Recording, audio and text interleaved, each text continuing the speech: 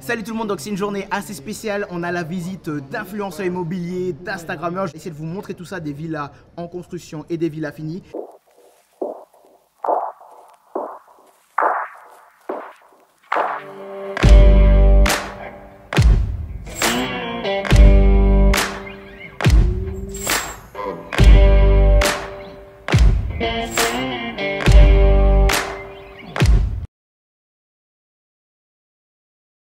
Donc là, on a le diversificateur. C'est dur à dire, hein. Ah ouais.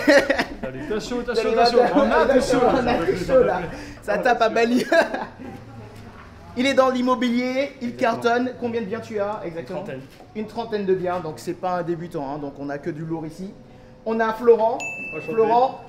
Expert Instagram et en marketing de croissance, et j'interviens avec des influenceurs entrepreneurs sur les réseaux pour leur croissance. Et là on a Imorantin, avec nous, donc pareil, est-ce que tu peux t'introduire, nous dire un peu comment ça se passe? Écoute, moi investisseur immobilier, Laurent, on s'est rencontrés il y a 2 jours, j'avais entendu parler de toi avant. On fait une petite tape, hein, comme ça. On s'est rencontrés à Marrakech il y a 3-4 mois avec Florent d'ailleurs.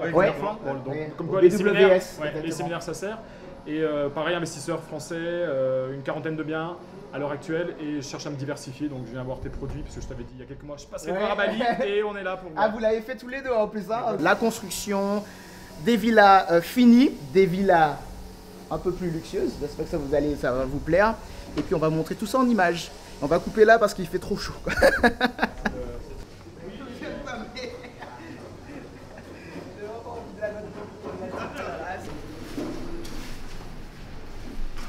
Les vasques, j'aime bien ce type de vasque. Puis c'est du solide quoi, ça. C'est pas en plastoc. Franchement c'est sympa. Belle douche, t'as ta place, tu peux te doucher à 2. Non, pas mal, plus de lumière et tout. Il y a une vitre ou pas? Ouais, heureusement. Mais c'est cool. Vraiment sympa. Yes, je valide. Plongé là. Grande cuisine, donc là il reste peut-être 1 mois ou 2 je dirais de travaux sur ce type de bien. Et on a le diversificateur qui nous a rejoint aussi. Voilà, après c'est le son de sœur d'hier, il est chaud bouillant pour l'investissement aujourd'hui. Exactement. Les taux d'occupation sont super bons. Je pense qu'il y a vraiment des beaux produits. Et voilà, après ça, il faut voir. La rentabilité, toujours la rentabilité. Ouais, bien sûr, c'est comme ça que ça se passe. Je pourrais me projeter franchement dans ce type de villa. Je n'étais pas parti à la base pour investir à Bali, mais c'est vrai que ça donne envie. Les rentas, effectivement, les taux d'occupation. Ouais. Donc, ouais, ça donne à réfléchir. Voilà, bon, on a peut-être un nouvel investisseur à Bali, peut-être. C'est des villas à 2 étages.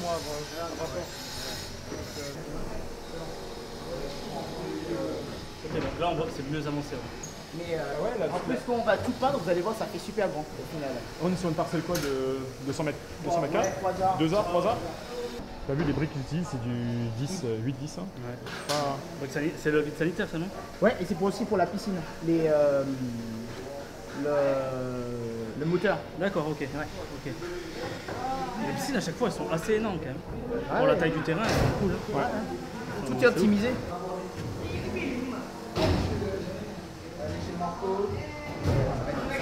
Allons-y.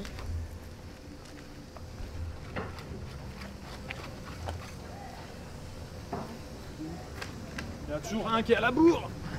Donc là, on a fini un peu la partie, la présentation des constructions, et là, on va aller voir une villa terminée. Donc chez le promoteur Marco Dillo Property.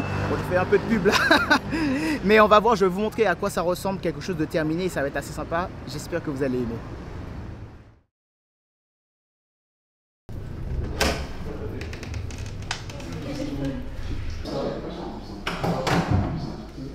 Ça c'est ma partie privée. Aussi j'ai un accès derrière et là, avec un escalier qui monte ici sur la grande terrasse, avec 2 chambres de salle de bain que ma femme loue en Airbnb. Et ils ont la piscine à l'étage. On loue à peu près à 70-75% en haut, ou 100... T'as eu combien pour le thé? Ouais, ben ils sont entre 140 et $60. Voilà, $160 la nuit pour les 2 chambres. Vous avez vu, de l'extérieur, c'est impossible. Ouais. De l'extérieur, c'est un petit appartement tranquille, un petit T2 là, tu rentres. En fait, c'est une barre à toutes les villas sont comme ça. Les maisons, les constructeurs généralement, quoi qu'ils disent, c'est faux, ils n'atteignent pas le bon sol pour les fondations, c'est-à-dire le sol dur. Du coup, les fondations en fait sont flottantes un peu sur un sol qui est argileux, donc c'est comme une éponge. Quand il fait sec, eh ben, il se rétracte. Quand la saison des pluies, il gonfle. Et donc ta fondation, elle est tout le temps en train de bouger. Et le problème en fait d'une structure béton, c'est que comme il ne dimensionne pas en fait vraiment tout, il ne calcule pas non plus les concentrations en ciment, etc. Et ben, la structure qui est béton, qui est rigide, avec les mouvements de terrain, si elle est surdimensionnée, elle est trop lourde, elle s'affaisse, et si elle est sous-dimensionnée, elle craque. Parce qu'avec la torsion, le béton résiste très bien en fait, quoi. Plus les tremblements de terre. Donc je dirais que clairement, en ce qui me concerne, mais ça n'est que mon point de vue, mais c'est raisonnable de penser ça, le béton dans un pays comme celui-là, si on n'atteint pas le bon sol et que c'est pas fait par vraiment des ingénieurs compétents, c'est pas adapté en fait. Alors toutes les pièces de cette maison, c'est des collections privées. Je collectionne l'art depuis très longtemps. Donc il y a beaucoup d'objets ils sont tous authentiques.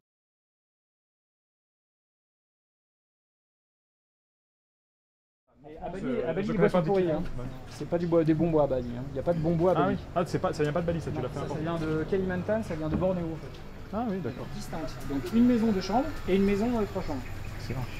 Et sa piscine. Chacun sa piscine. Avant, beaucoup de gens faisaient vraiment n'importe quoi.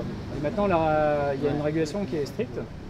Donc quand tu as une PT-PMA, c'est-à-dire à 100% capital étranger, si tu veux, parce que le PT-PMA peut très bien avoir des partenaires indonésiens, mais tu peux rentrer effectivement à 100% de capital étranger, il faut juste être 2 partenaires et avoir un apport d'un certain nombre d'argent, généralement c'est 2,5 milliards de roupies en fait, dans le PT-PMA. 150 000 euros, un truc comme ça. Voilà, et qui reste dans le capital. Et à la base, avant, les gens achetaient des freeholds, ce qu'on appelait des freeholds, c'est-à-dire en fait sans limite de temps, dans des PT-PMA. Mais déjà à la base, c'était pas des freeholds, parce que les gens disent n'importe quoi, on dit un freehold, mais en fait il y a des noms de contrats derrière. Donc pour un Indonésien qui vend un contrat indonésien, ça s'appelle un hak milik. Mais après il y a des hak bagunang, il y a plusieurs noms de contrats, mais en tout cas le certificat, c'est-à-dire le titre de propriété, peut être transmis d'une personne physique indonésienne à une personne morale pour rentrer dans une société, mais sous certaines conditions. Il faut faire du business avec. D'accord. Et en fin de compte, les gens aujourd'hui, quand on pense la loi et la réglementation globale, ça ressemble beaucoup en fait à la réglementation comme en Europe. Il y a plein de projets sur Bali qui sont en train de s'effondrer, même après 4 ans, 5 ans. Et les gens au départ te disent, ben c'est pas grave, j'ai un bail de 25 ans. Bah oui, mais 25 ans c'est long quoi. Donc quand la maison au bout de 4 ans ou 5 ans, elle apparaît comme une maison de 20 ans, ça commence à être un vrai problème. Les taxes, etc., c'est obligatoire. Donc ça c'est une maison de 3 chambres. Alors là on est à 12 mètres au-dessus de la rivière, hein, comme je disais. Et puis là c'est le même concept. C'est-à-dire qu'en fait la propriété est cohérente. C'est-à-dire le design est cohérent, mais les unités sont pas pareilles. Il y en a une qui est sur un demi-étage, etc. Mais par contre au niveau des structures, etc. Celle-ci, il y a une grande hauteur sous plafond, puis l'autre en fait c'est un peu différent. Bon, on va aller voir comment ça marche. Donc pareil, cuisine indépendante. Ça c'est un salon, là j'avais la télécom fixe ici. La piscine aussi dans cette zone-là. Et puis, donc dans cette maison, clairement, j'ai fait cette maison, elle est définie il y a 6 ans. Donc, dans cette maison, jamais aucune peinture ni quoi que ce soit a été faite. Pas de bouchage ni de quoi que ce soit au plâtre, c'est comme c'était il y a 6 ans. Moi je voulais que ce soit quelque chose qui soit à dimension humaine, mais avec des beaux matériaux. Tu t'en rends pas compte parce qu'on est parti d'Oumalas et on a pris les chemins, avec les embouteillages comme ça, mais là tu sens, machin, tu vas tout droit, t'es à la brisa. Hein.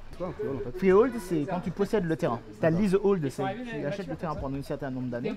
Et t'as le freehold, c'est quand tu possèdes le terrain. Mais tu peux pas le posséder à ton nom parce que t'es pas indonésien, tu peux pas posséder la terre. Donc c'est une entreprise, donc c'est une personne morale, donc une entreprise qui va posséder en fait le bien. Parce que ça reste indonésien, tu vois. Tu vois, ces structures, c'est pareil. Les gens font des pergolas, mais ils sous-dimensionnent. Comment ? Parce qu'ils ne veulent pas payer cher. Donc après, tu vois la pergola, elle est comme ça.